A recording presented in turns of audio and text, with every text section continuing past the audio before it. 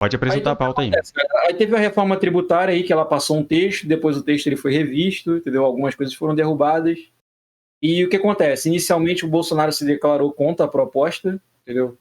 E ele ficou mais evidente isso por causa daquela entrevista que ele deu no Pânico, que foi, assim, quantidade recorde de views. Então muita gente viu o Bolsonaro se posicionando até de forma muito clara contra a reforma, usando bons argumentos, entendeu? Eu até conversei com o Betinho mais cedo, isso não parecia uma resolução dele, né? Parece que ou alguém disse para ele falar daquilo daquela forma, entendeu? Mas assim, a posição dele era muito firme e clara, e normalmente o Bolsonaro não tem essa clareza para falar de economia e de assuntos, etc. E eu acredito que ele não tenha estudado a fundo a reforma para ver a quantidade de impacto, etc. Assim. Até porque ele está envolto com várias outras coisas para fazer, eu acho que não seria o perfil agora. Então, mas aí o que você achou? Você chegou a ver a entrevista dele no Pânico, Betinho?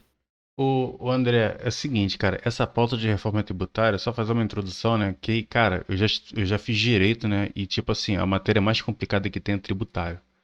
Porque o tributo envolve contabilidade, envolve lei, envolve efeito cascata. Então, da onde que geralmente a gente pega não vou nem dizer uma defesa, né? Uma referência. É geralmente dos setores, né? A gente pega um setor lá, nem que seja o sindicato ou então os empresários daquele setor, ouve eles, entendeu? E tira ali, faz ali meio que uma prova real. O setor de indústria foi o setor que mais gostou, né? Que Sim.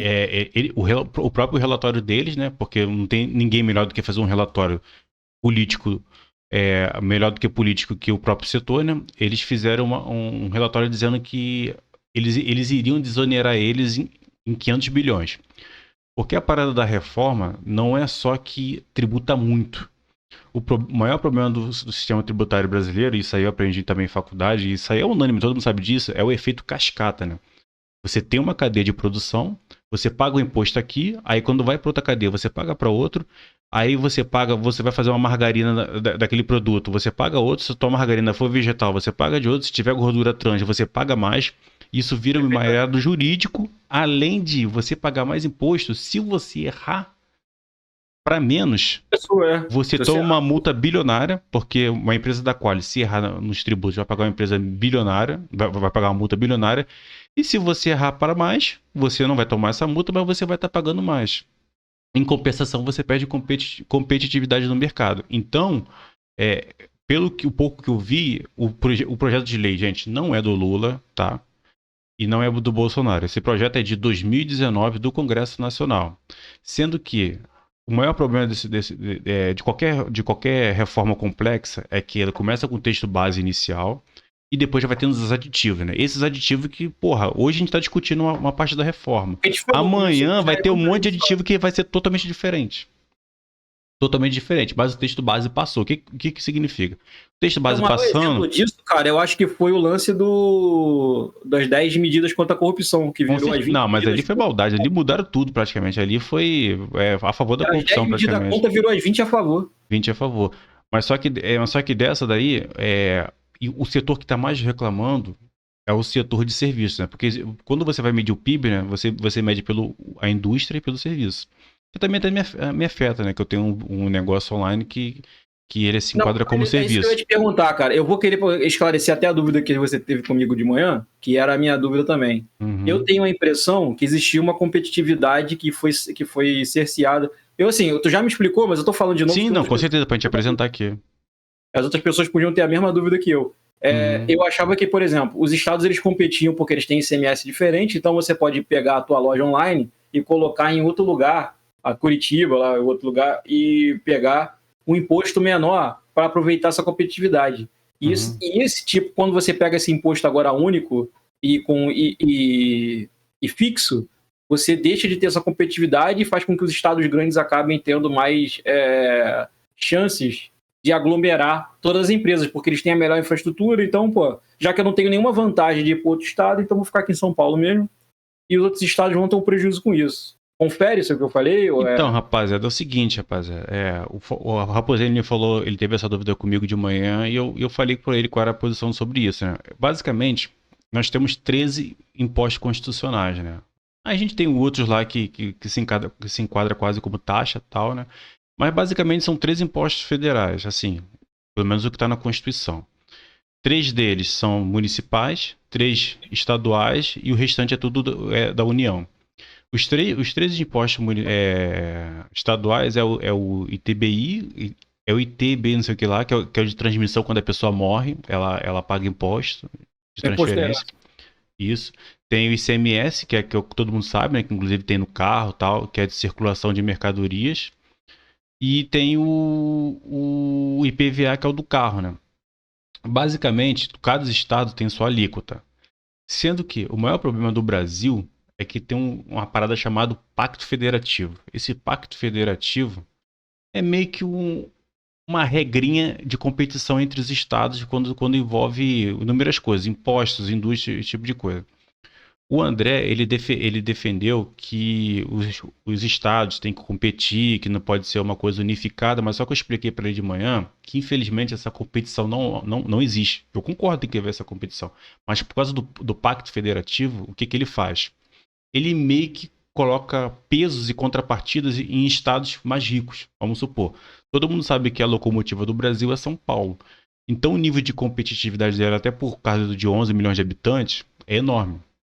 Então, quando um estado se sente que está sendo prejudicado por outro com uma espécie de dumping de imposto, o que o estado faz? Ele, através dos seus senadores ou através do seu governador, lembrando que cada estado tem 3 senadores, né, que são casas revisoras que têm um impacto enorme no Congresso Nacional. São Paulo tem 11 milhões de habitantes, tem 3 senadores. O Acre tem poucos milhares de habitantes e tem 3 senadores. Então é meio que uma guerra injusta ali, né, política. Então, quando o estado se sente prejudicado, o que ele faz? Ele vai lá no STF e fala: pô, olha só, meu estado aqui tá na miséria, tal. A gente aqui tem político pra cacete aqui, pagando imposto pra caralho por causa de político, porque a cada CLT que a gente tem 4, 5 funcionário público. E detalhe é o seguinte, cara, a gente aqui tem. A gente elegeu você no STF aí, pau no seu rabo, e eu quero que você interfira em São Paulo, que ele aumente um pouco o imposto pra gente poder competir. É basicamente isso, cara. Então, São Paulo, além de ele. E olha que, gente, eu não sou paulista, não. Pelo meu sotaque, todo mundo sabe que eu sou carioca. O paulista, ele trabalha muito, ele tem pouco funcionário público por CLT, ele manda bastante dinheiro para Brasília. E se eu não me engano, o segundo dado lá volta acho que menos de 10, 30% do imposto que ele arrecada. Ou seja, todo imposto que você arrecada, na Constituição, você tem que mandar para a União redistribuir. O imposto é seu, você que é arrecador, mas só que ele vai lá, envia para lá e redistribui. E nessa redistribuição, eles meio que, às vezes, grosso modo, eles fazem um contrapeso para outros estados. Que tanto, pô, cara, o Rio de Janeiro. Cara, eu sou carioca, mas é ridículo, cara. O Rio de Janeiro, a receita do Rio de Janeiro todinha, de 2014 para trás, era de royalties da Petrobras. A Petrobras faliu, virou quase uma Venezuela. Porque você não pode fazer toda a sua receita, a sua despesa com funcionário público com uma receita que é totalmente volátil, que é a partir do petróleo. Se ele fosse um país independente, ele seria Venezuela hoje. Perfeito. Seria Venezuela hoje. Aí o que acontece? Esses estados entram em falência, aí como às vezes um governador tem bastante papo no Senado e no STF, e ele consegue meio que fazer o meio campo ali para poder ser recuperado. Entendeu? Então, inclusive, até falei com o André da Zona Franca de Manaus, né? Porque Manaus, como é uma área meio que é improdutiva, o seu solo é improdutivo, porque é uma terra muito ácida, e como também uma ilha, é um lugar onde não é muito aceitável você morar lá e trabalhar lá. Produtivo que você fala é para cultivo, né? Você não para cultivo, não que o povo não seja produtivo, é por causa do cultivo, por causa da terra. E também por causa de calor, lá abaixo de 30, 40 graus toda hora, lá não tem frio, basicamente. E como é que Manaus hoje vive? Vive através da Zona Franca de Manaus. E a Zona Franca de Manaus, o que ele é? É uma isenção fiscal com que faz, porque toda empresa ela quer lucro. Então, se você pagar menos impostos, você vai ter muitas empresas lá. Então, Manaus tem muitas empresas internacionais, muitas empresas. E São Paulo sentiu um pouco desse pacto, que tanto de 2000, na década de 2000, uma das maiores brigas era de São Paulo com Manaus, porque Manaus, devido a seu impacto fiscal, a sua isenção fiscal, ele retirava um pouco de empresas de São Paulo, né? Porque a cadeia produtiva ficava muito mais barato. Mas só que, acho que, se não me engano, em 2015, 2016, essa Zona Franca se renovou por mais 70 anos. E quem faz isso é o Congresso e junto com o STF.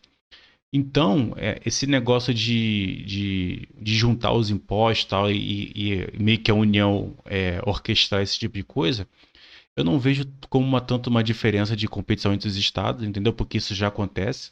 A alíquota de ICMS é meio que controlada. Se você abaixar muito, se tu toma uma caneta do STF, você tem que voltar ao normal para não ter um desequilíbrio entre os entes federativos.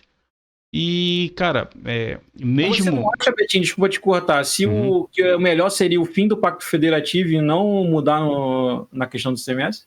Mas o Pacto Federativo é constitucional, André. Para você mudar isso, tem que ter Cara, dois olha só, terços, tem que ter 2/3 do Senado. Tá entendendo? Aí, mas não foi isso que eu perguntei, cara. Eu tô falando que o que se, não seria melhor acabar com o Pacto Federativo. Sim, mas só que para você. O Pacto Federativo eu acho que ele é nocivo. Eu acho que ele é muito mais nocivo. Sim, com certeza, concordo com você. A gente tá dando veneno pra corrigir a doença, entendeu? Mas olha o que eu tô te falando, André. O Pacto Federativo. Como é que você muda uma. Esse projeto in natura é cancerígeno. Mas como é que você muda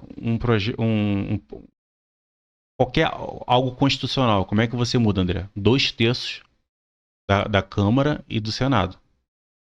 Aí eu te falo, qual é a maior parte, tu já vai entender, dos estados que tu acha que não vai votar favorável? Não, o cinturão da pobreza lá. Então, cara, é meio que inevitável, tá ligado? Não é igual um Brexit praticamente, né? Porque ali o Brexit meio que cada estado é rico lá, né, na Europa. Aqui não, tem os estados que infelizmente dependem do outro, né? Então, se você tem um estado muito rico que carrega você nas costas, cara, isso daí é o que vai acontecer, irmão. Acho que a galera vai votar contra e o pacto vai se manter. Essa reforma tributária, ele meio que tá quase que acabando com um pacto entre aspas, né? Com muita aspas, né? Porque daqui a pouco vai ter alguma coisa lá para poder ajudar os outros estados. Mas agora na parte de serviço, né? Infelizmente, cara, uma reforma tributária tem que ser feita, né? E como tu sabe, né? Nenhum político vai cortar do funcionalismo público. Então, às vezes, o cobertor é curto, né? Você puxa de um lado e descobre de outro. E o pé descoberto dessa vez é o setor de serviço, né? Que foi o que mais empregou e mais salvou a economia. Mas, em contrapartida, né? A industrialização do Brasil tá um lixo, né, cara? Tá um lixo. Então, se ajudar a industrialização do Brasil, é boa. Mas só que o que vai acontecer é o que muita gente está falando, né? O setor de serviço vai haver muito desemprego, né? Vai haver muito desemprego.